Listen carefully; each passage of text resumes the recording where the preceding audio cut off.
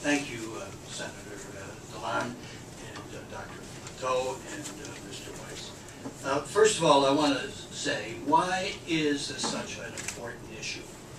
We have to start with the answer. We want the best legislature in the United States.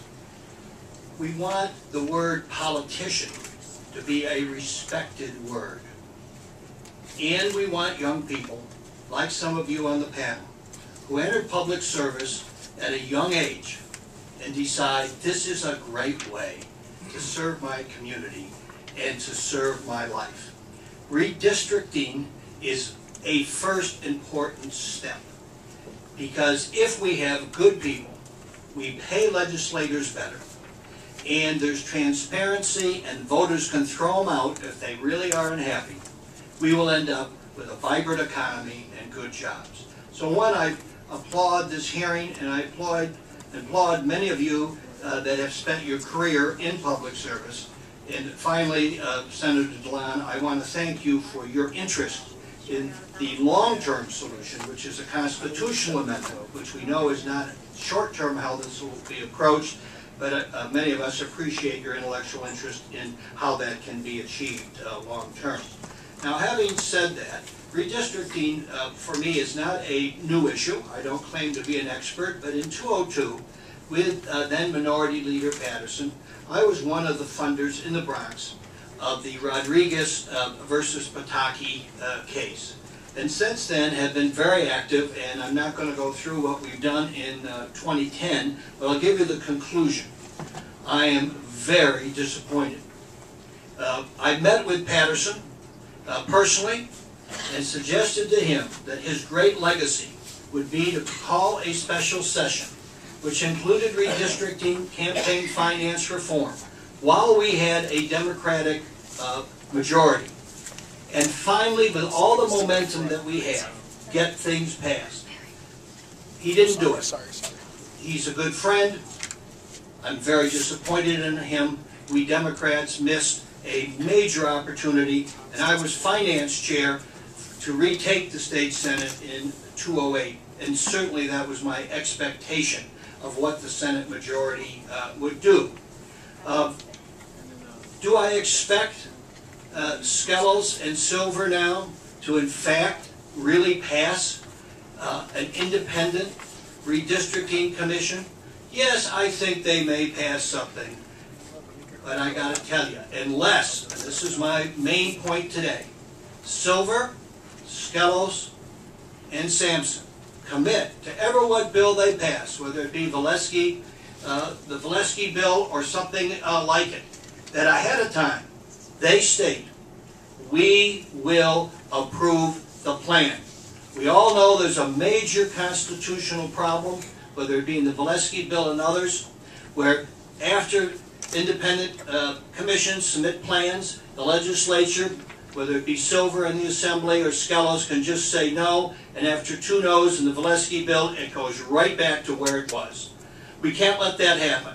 So I state that unless Silver, Skelos, and others that sign the Koch Pledge say not only will they pass some type of redistricting independent commission, but they commit that ever what that commission comes up with, they will approve. End story, or else. They have not met the demands of the people, the demands of the editorial boards, and their own pledges. And we can't let them off the hook. Otherwise, we'll be right back to where we have been historically. Will Cuomo stand up if they end up using the constitutional loophole? I think he wants to. But if you're governor and you have 15 priorities in front of you, of which redistricting is an important one, but it's not 1 to 10, and you got Skelos and Silver on the other side, where redistricting for the next decade is very high up, it's going to be very hard for Cuomo to stand up. I think he will, but his father didn't. And if you read the quotes from Mario, he said, it's clear to me that something's wrong here.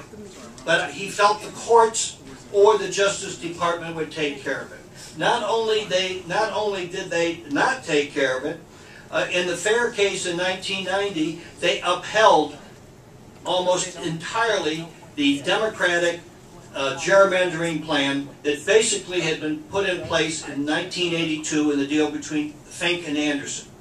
When Fink and Anderson made that deal in 1982, previously there was only 1.78% deviation between districts, a goal that we're not even close to today. After that 82 deal that basically took power from the governor and entrenched the Republicans in the state Senate and the Democrats in the Assembly, it moved to over 5% and finally over 9% when the Republicans in the state Senate, 9.78, gerrymandered the Senate. We have not seen the court stand up. In the 2002 legal cases, the shocking thing in the Rodriguez case, which clearly was a white gerrymandered district, the court basically said partisan gerrymandering is okay. We don't get involved in politics. So I'm telling you, we must today force Skelos to live up to his pledge by agreeing not just to pass a bill, because he could just do that and be off the hook, but state he will absolutely live by what that commission comes up to. With Silver, he has a last great opportunity for his legacy. This is the time that we need to see leadership on our Democratic side, and I'm hopeful that the Assembly will stand up. But I'm telling you right now, those of us that have been involved for decades are not optimistic. Therefore, the end story is, one, we have to put together a coalition of opposites, and we have to go county by county in 211, speak in everybody's district on these complex issues, and put pressure on our legislative leaders to get it done. And finally, come 212, groups like ours that ousted Pedro Espada will align with other groups. And if it's not done, I think the public is going to finally tell our legislature we've had it. It didn't happen this year. There was not a strong movement for change, but it's building. And I am very optimistic on our Democratic side that we've learned our lesson. Now, we have to prove it, but I believe now that we're in the minority, you'll see a growing maturity and a commitment to reform. But all of us need to look at each other and say, now is the time, and if you don't do it now, then it's time for a constitutional convention or some other type of major change, because we want our legislature to be the absolute best in the country. And we want a lot of our current public servants who work full-time, are not, in my judgment, fully compensated, to be in a position where they are truly respected and proud of their work. Thank you. Thank you very much.